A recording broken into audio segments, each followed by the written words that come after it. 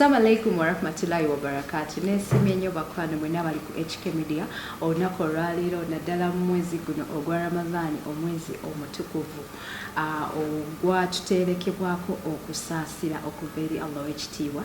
Nsanyuse nnyo bannange, manyi nti nno namwe muli basanyufu nga bwendi. Bwe mbadde nzija nga nva ewaka nfunyemuko ekyekango nsazeeko kawo ebadde nga ngeri ya accident egeze kwegamba nentabangula emmeeme naye ate nebaza Allah nti tuse bulungi ekiriwo essaawa eno okubeera nti nsinkanye omwami w'ekitiibwa mbadde nga mulabiranga wala naye ate leero mutuuseeko bulambalamba. Tugenda kubeera tubatwalamuko naddala nga tubannyonnyola ku bigenda okubaawo ennaku z'omwezi nga 9 okuva nga 8 nga 9 paka nga 10 awo mu United Arab Emirates, ate nga abaami ab'ebitiibwa naddala empologoma z'obusiraamu tuli nazo ku lunaku olwo. Olunaku olwaleero ndina omwami ow'ekitiibwa Imam Kyeyune, nsaba mumuliseeko ate abeere ng'abuuza ku bantu olunaku olwaleero. Assalamu alaikum warahmatullahi. Assalamu warahmatullahi wabarakatuh. Bismillahir rahmanir rahim. Alhamdulillah, thumma assalatu wassalam ala ashrafil anbiya'i wal mursalin. Afdalu salawatillahi wa salamihi wa barakatihi alayhi. Amma ba'du, assalamu alaikum wa rahmatullahi wa barakatuh. Okay, sabgo wena ndaba omulundi gw'ogusooka amanya gange yeze Hadija Kigozi ate nga kutuusizaako ddala obulamu bw'omuntu wo ali ku kyeyo. Olunaku olwaleero tuli wano Kampala, Uganda ku Mistil Hotel wetutudde mpozi ate nga maaso awo boolyawo tuyinza okweyungibwako empologoma endala ey'obusiraamu omwami Sheikh Burhan Kiti okubeera nga ate naye ayongera okututangaazako ebyo bye bagenda okubeera nga bakola ku olwo nga batuuse mu United Arab Emirates. Naye nga ate nga bwe tumulinda abeere nga ajja njagala tubeere nga tweyongerayo n'omwami ono w'ekitiibwa Imam Kyeyune ate ye abeere nga ayongera okutunnyonnyola. Seke kisibo kisanze otya luno olunaku lwakubiri? Kakati ekisooka waliwo byenjo kusooka okutangaza mbeyogedde. Empologoma tekiriiko. Empologoma tekiriiko. Empologoma z'obusiraamu. N'ekitiibwa nakyo tetukirina. Empologoma z'obusiraamu gye ziri mu ggwanga ne abalina ebitiibwa gye bali. Ffe tuli basomi bayirimu abanoonya ogezaako okola ku research wano ne wali oba oliawo insha Allah tunaafunayo hadisi 2 aya 3 ntuzitegeera bwe tuba nozitegeera ntuzitegeeza bannaffe.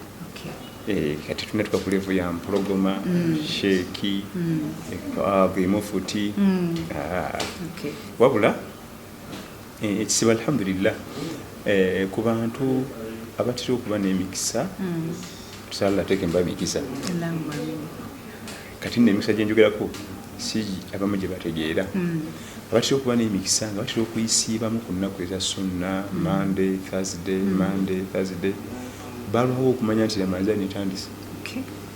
Omanyi lwaki? Anti bebaddemu bulijjo okumala omwaka mulamba yadde asiiba kati oba Ramadhan etandise oba tinatandika ku saidi ya Ramadhan yalwawo okuwulira nti so omungeeto wuuba yalwawo.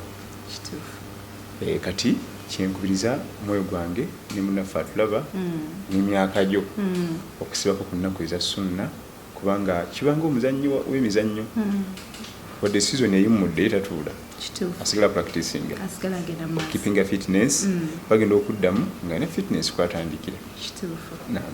Okay, so kati tugeze ku United Arab Emirates nti tubasuubira ku lunaku luli okuva nga 8 nti mugenda kubeera nga muli awo mu Alain mumale muve mudde mu Abu Dhabi ate oluvannyuma mugende Dubai.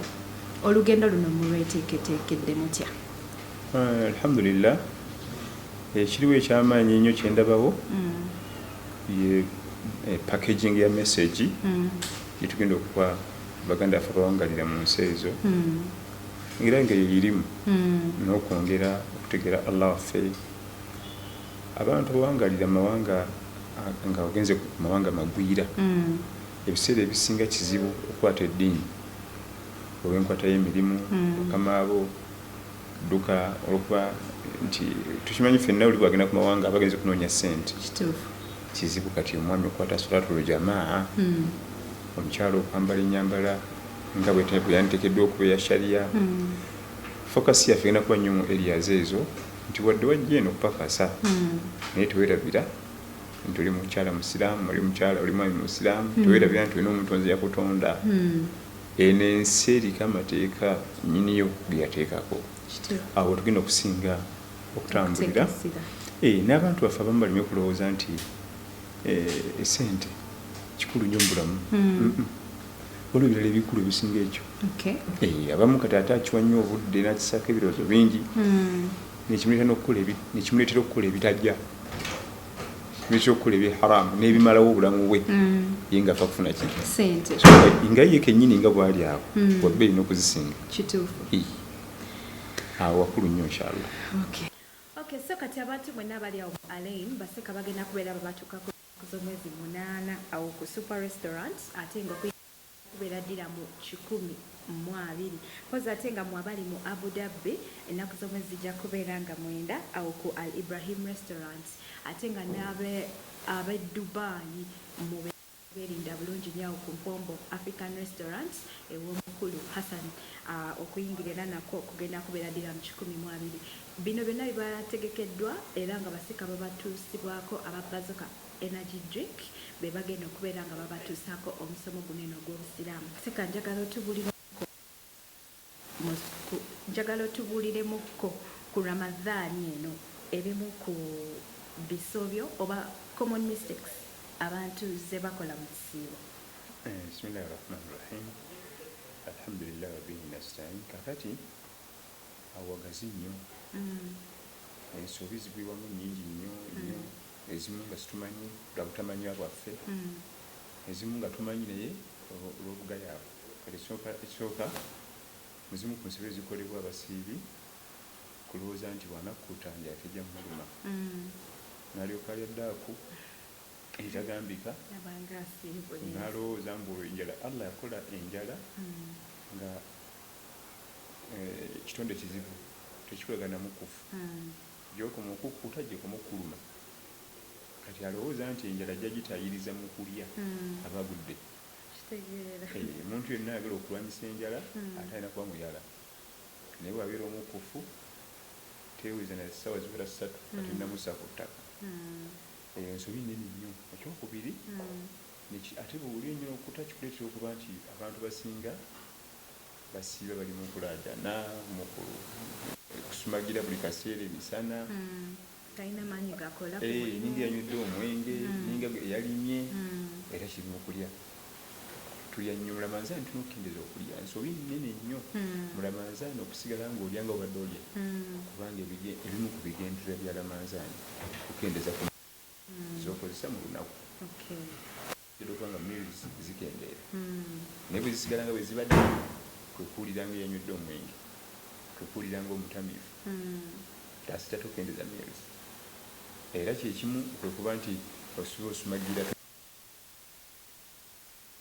yatugamba sallallahu alaihi wasallam nti ni'ma sahurul mu'min at-tamr kyengera kinene ddaaku y'omukkiriza okubanga ebantende pisage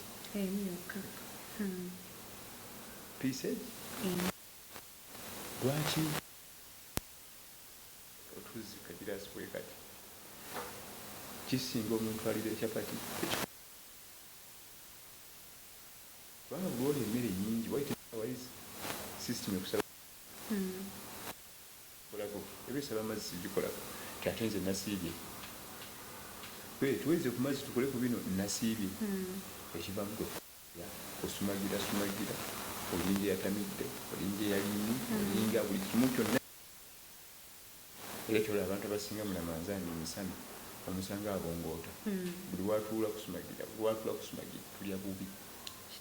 Omwezi ogwa Ramadhan tulina okuba nga bumiri waffe bwira bweyingira okukendeera amakulu ga Ramadhan ovaayo. Ensobi endala abantu abamu Ramadhan ayagala kwebaka yewa ne liivu ne off ku mirimu okusiiba okuba nti amakulu era gavaayo bulungi sigala ng'okola bibadde okola kubanga bw'osigala ng'okola bibadde okola kiyambako era n'omubiri gwennyini okuba nti bwezza obujja. Era kyobalaba ye Nabbi sallallahu alaihi wasallam mu Ramadhan yali mukozi bal n'entalo ezisinga yazirwaniranga mu Ramadhan kati ng'otawule Badiri twali tusiibye twagenda 13 kusimbula Madiina 14 Mukulu ne tuka 15 ebadiri natuukawo kusibira kunyumiza 16 ne tusulawo 17 ne zidda okunywa naye wonna yalira manza Fatima Makka yali mu kusiiba kati ezimu ku nsobi ezikolewa abasiibi okulowooza nti ajja kwebaka abamu nassako ne esi n'abeera muli abayonga ku 11 akwetereza agende ku bibye sigala ng'okola obadde okola mirimu gyo gy'amaanyi kiba kigezo mu gye gwagimanyire gy'oba okola kigasa nnyo omubiri gwe okuddamu okwetegekera kubanga okusiiba kuno kwaleetebwa nga oba ojjanjaba omubiri gwo n'ogukiriininga okuwutegekera obulamu obuddako omwaka oguddako natta mu mwezi gumu buli mwaka tweyonje omubiri gufune general body cleaning gonna byovakedo biwalya ebyennyanja biki bitaatata biyogati byonna bikiriining kati lwosiiba nosigala ngaokola emirimu egy'amaanyi gyobadde okola ate gufunamu nnyo ogenda okumulamu nnyo ensobi endala eri ku bakyala babakyala mu manza babanga bagenda ku training oba rehearsal z'okufumba kufumba kwokka kanaku kusiika ne balima kukola ibaada n'akamula juisi buli kibala n'asiika buli kisiikibwa bagenda okwazi ne bagalidi ng'alina ajjudde eŋŋano ajjudde nankani ajjudde ebintu bya juisi kati ng'ate okalingira ekinaabiro okusiibulukuka ibaada lwaki ogizanyiramu okukuleka ekyo kusiibulukuka ibaada bw'omubuuza nti lwaki obudde buno nti mba njala kakasa Haji nti mu haki zonna zaalina nze nsinga okulaki nsinga kufumba naye mukakasi emyezi 11 mukakasizemu mukakasizemu ekyo kuno kukwata ogw'eibaada ekituufu kiri nti okuva ku ssaawa 12 kitundu okweyongera awo ewaddako omusibi omutuufu yandibadde ali ku musaalo ng'afukamidde asaba yeenenya akola tawuba yeegayirira naye baba bakyali mu kiyungu ensobi nayo naddala mu famire nga enfunyi kubanga bwojja mu zino ezaffe ez'ekinaku ate baliwo akawunga kaffe bakafumye dda naye ekijanjalo biri bwali byawedde naye mu famire enfunyi ate obudde bwabwonoona ensobi endala era mu kusibuluka eri ku baami asibukira mu traffic jam ku bodaboda buli kanaku nno naye ng'oyinza okulooza lamanzaani nemuguddeko bugu kati olwo bino omukyala byategese waka olwayo abaana abiri byegambe kakano alidde mukulu newaka atuusa alidde kati enkya ajja kusiba bwongoosi kubanga omuntu eyasiibye olaba obuntu obujuza wano okoze bwoti bumumala oba sineko kano akalye kanajja kayakuddaako omuntu omusiibye omutuufu ng'ajja siiba bulungi ate muli kusumagira kubeera nga buli kimu kimugoya kano bwe kati bw'osina bwoti kakamala okulyako emirundi ebiri oba esatu kano bwe kati naye kati ogwe tugambye asibukira mu toninyira mu restaurant mu jamu mu paaka kati atuuke waka bye bategese ate nabyo byetaaga eyo nsobi nayo mama kyusa skedio kyusa enyinyuka nyuka nga bukyali tuuke waka mu budde n'abako kyusa engoye kuba ku muswaki ogenda okuyingira mu ibaada zo alhamdulillah naye ezo zonna nsobi zikolebwa nnyo abasi oluusi nga bugayaavu oluusi butamanya kati ensobi endala nyagala okusembyayo era ekolebwa mu lamanzaani kusaagira kusala tutarawe kati wakasala etarawe emirundi ebiri wala otannalinnyayo tukimanyi nti etarawiya eri sunna kirungi era kituufu eri sunna naye okusinziira ku mazambi ge twetisse tugyetaaga tetunyumidde bulungi buli omu yeemanyi okusinziira amazambi ge tulina twetaaga sola tutarawe wattera so kati tugenda kusembyayoko ensonga emu seeka nga tunatera okuwindinga up nti obugayaavu naddala muffe mu bakyala mpozi oba oliawo n'ezimu ku ndwadde omuntu alina okusiiba omuntu wandwadde sitya ate akkirizibwa okusiiba natakkirizibwa okusiiba kakati katugere ku ndwadde alaga nti faman kana minkum maridan aw ala safarin fa iddatun min ayamin ukhra, omulwadde bali mu safaari ajja kuliwa mu nnaku ezijja mu maaso. Kati almaridu abalwadde mwezi gwa Ramadhan balimu emiteeko esatu.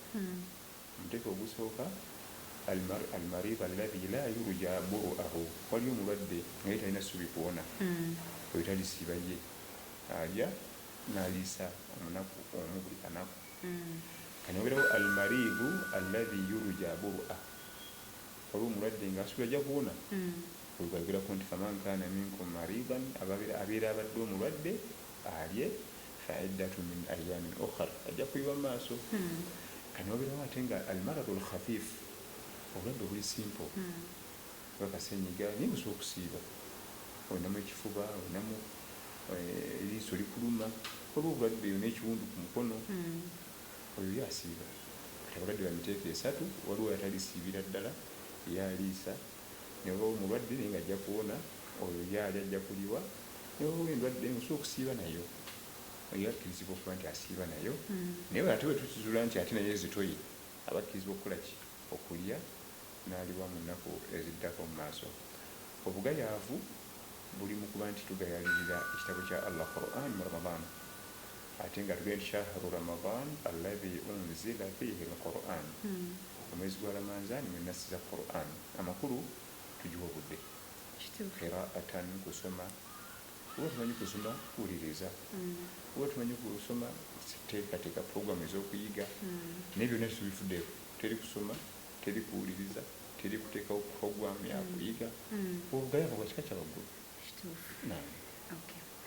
Okay, so kati nga tuwumbawumba ebimu ku ebyo mugenda kubeera mu bisanga wali eri naddala bali mu United Arab Emirates awo mu Alain basika bagenda kubaawo naddala ng'ennaku z'omwezi 8 ku Super Restaurant. Beera ng'ogendawo obeere ng'obukinga tiketi yo ate naawe obeere ng'ojoyininga baseeka ku musomo guno eno ogw'amaanyi. Poza ate nga n'abantu abali mu Abu Dhabi ennaku z'omwezi nga 9 awo ku Al Ibrahim Restaurant nammwe muyitibwa okubeera nga bubeera part ku musomo guno eno, nga bwe mugenze mu bivulo eby'enjawulo, nga bwe mulabya abayimbi abazzeeyo, nga bwe muwagidde abantu bangi bano baseeka ba busiraamu. Ate nga nsuubi eno message mugyetaaga mwenna abasiraamu abali mu United Arab Emirates mujje ate mubeere nga mubeerawo.